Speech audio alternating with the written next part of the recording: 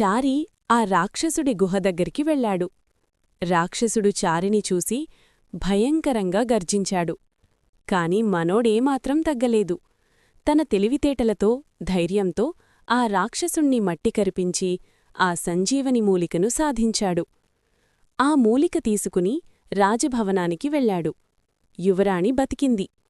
రాజుగారు ఎంతో సంతోషించి నీకు ఏం కావాలో కోరుకో అన్నారు.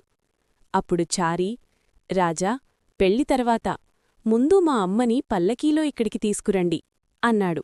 భటులు వెళ్లి అమ్మని గౌరవంగా తీసుకువచ్చారు.